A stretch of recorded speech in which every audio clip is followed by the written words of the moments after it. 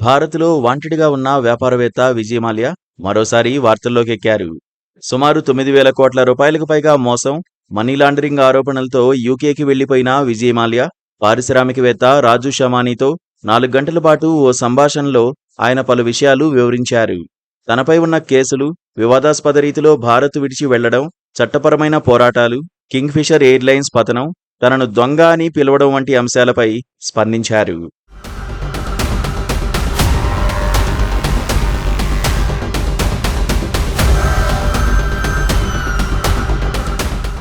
2016 నుంచి తాను భారత్కు వెళ్లనందుకు నన్ను పరారీలో ఉన్న వ్యక్తి అనొచ్చు, కానీ తాను పారిపోలేదని వ్యాపారవేత్త విజయ్ మాల్యా పాడ్కాస్ట్లో చెప్పుకొచ్చారు. ముందే ఖరారైన పర్యటనలో భాగంగానే భారత్ నుంచి బయటకు వెళ్లానని, తాను సరైనవని భావించే కారణాల వల్ల తిరిగి రాలేదని ఆయన వివరించారు. అంతమాత్రాన తాను దొంగ అనే మాటే ఎందుకొస్తుంది అని మాల్యా ప్రశ్నించారు. పరారీలో ఉన్న వ్యక్తి అని పిలవాలనుకుంటే పిలవండి, కానీ దొంగ అనే మాట సరైంది కాదని, అసలు దొంగతనం ఎక్కడ జరిగింది అని మాల్యా పాడ్కాస్ట్లో చెప్పుకొచ్చారు. 2016 నుంచి యూకేలో నివసిస్తున్న మాల్యా విదేశాల్లో ఉండడం వల్ల తన న్యాయపరమైన చిక్కులు మరింత తీవ్రమయ్యాయా అనే ప్రశ్నకు కూడా ఆయన స్పందించారు.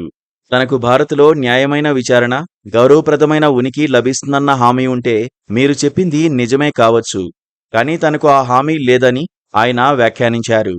న్యాయబద్ధమైన విచారణకు హామీ ఇస్తే భారత్ రావడంపై ఖచ్చితంగా ఆలోచిస్తాను అని మాల్యా బదులిచ్చారు. ఇక కింగ్ ఫిషర్ ఎయిర్లైన్స్ పతనానికి 2008 నాటి ప్రపంచ ఆర్థిక సంక్షోభం ప్రధాన కారణమని వ్యాపారవేత్త విజయ్ మాల్యా తెలిపారు.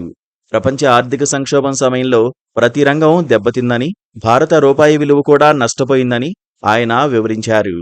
కింగ్ ఫిషర్ ఎయిర్లైన్స్ కార్యకలాపాలు తగ్గించుకోవాలి, విమానాల సంఖ్యను తగ్గించాలి, ఉద్యోగులను తొలగించాలి, ఎందుకంటే ఈ కుంగిపోయిన ఆర్థిక పరిస్థితుల్లో కార్యకలాపాలు తాను కొనసాగించలేను అని చెప్పారు. అయితే కార్యకలాపాలు తగ్గించవద్దని బ్యాంకులు మద్దతిస్తాయని ఆయన తనకు సలహా ఇచ్చారని గుర్తు చేసుకున్నారు. ఆ తర్వాత కింగ్ ఫిషర్ ఎయిర్లైన్స్ తన అన్ని విమానాలను నిలిపివేయాల్సి వచ్చిందన్నారు. అప్పటికే కింగ్ ఫిషర్ ఎయిర్లైన్స్ కష్టాల్లో ఉందని, లోన్ అడిగిన సమయంలో కంపెనీ పనితీరు కూడా బాగాలేదని వివరించారు.